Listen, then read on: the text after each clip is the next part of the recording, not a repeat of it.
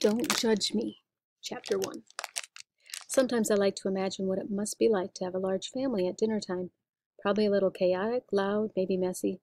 But I bet if there are school forms to sign, the parents hardly read them. Or if one of the kids doesn't feel like talking, no one even notices. That must be nice. Since it's just the three of us in our family, my parents always notice if I don't feel like talking. Some days it feels like a giant sign with neon lights flashing at me. Talk to me, Hazel. Tell me all your thoughts and feelings. The lights were about to start flashing at me across our Friday night dinner table at Ruby's Diner.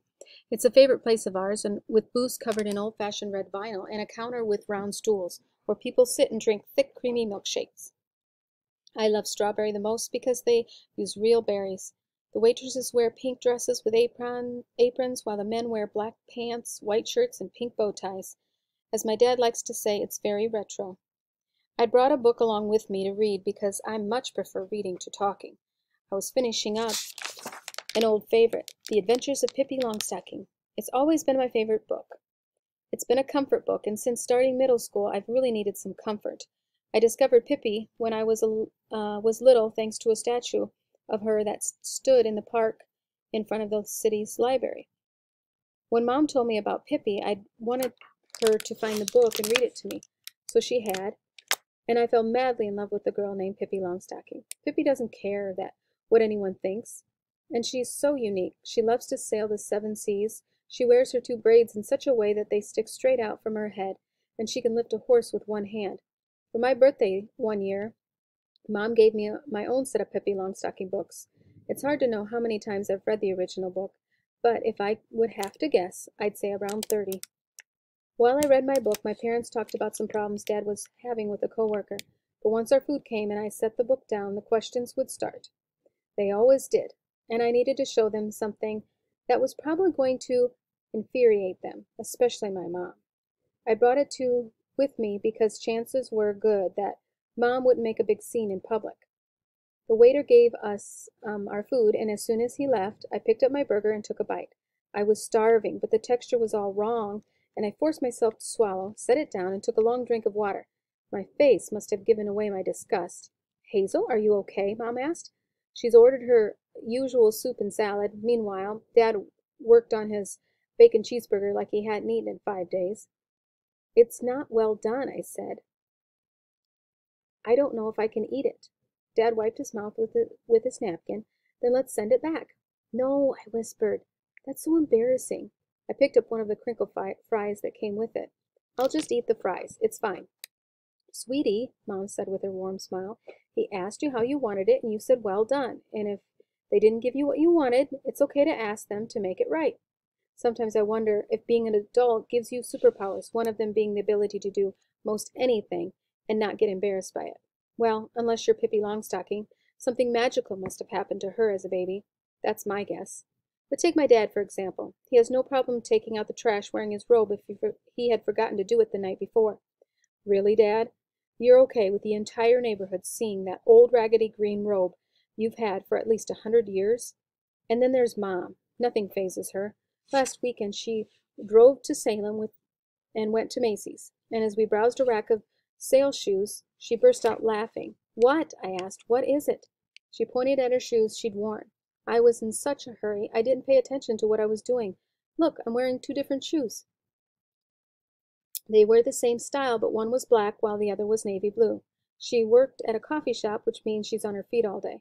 When she finds a comfortable pair of shoes that she loves, she often gets multiple pairs in different colors. Seems boring to me, but whatever. Another superpower adults seem to have is that boring doesn't bother them at all. "Well, hurry," I whispered. "Buy some new ones, and put them on before anyone sees. But I'm not really finding anything I like. Besides, hardly anyone will notice, and if they do, well, I bet every woman in here has been so exhausted and rushed at some point they've done the same thing." I couldn't believe it. She was okay walking around with 2 different shoes on her feet, in public. "Can I go look in the teen section?" I asked. Yes, I admit I didn't want to be seen with her. "All right. I need to stop at the cosmetic counter. I'll see you there in 10 minutes or so. So, stay safe. Stay alert. Be safe." Her favorite 4 words made me sigh every time she says them. Now, before I could stop her, Mom had waved down the waiter. I stared at my glass of water like it provided all the answers to the universe. If only. I'm so sorry, the waiter said. It must have gotten mixed up with someone else's. I'll have the cook make you another one right away. Thank you, my dad said while I muttered, sorry. Oh, nothing to be sorry about, the waiter said. We want you to be happy. I wanted to say, I'm in 6th grade. Do you remember what it was like?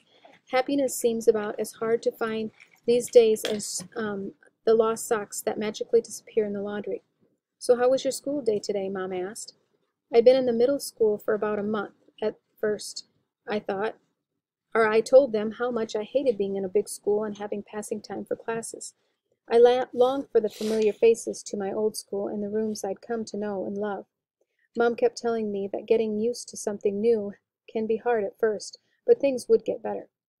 It didn't take long to realize that telling them about my problems only made things worse, because then they felt they need to ask about every little thing, and I just didn't want to talk to them about it. Instead, I wrote haiku. Strange, but I know it helps. My 5th grade teacher, Mrs. Lennon, got me started. She shared one almost every day on the whiteboard last year. I kind of became obsessed and started coming up with my own.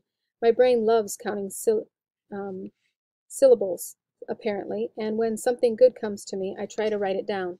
Since I'd been eating lunch in the library, I like to write them on little pieces of paper and slip them into books for others to find, like this one I'd written earlier today.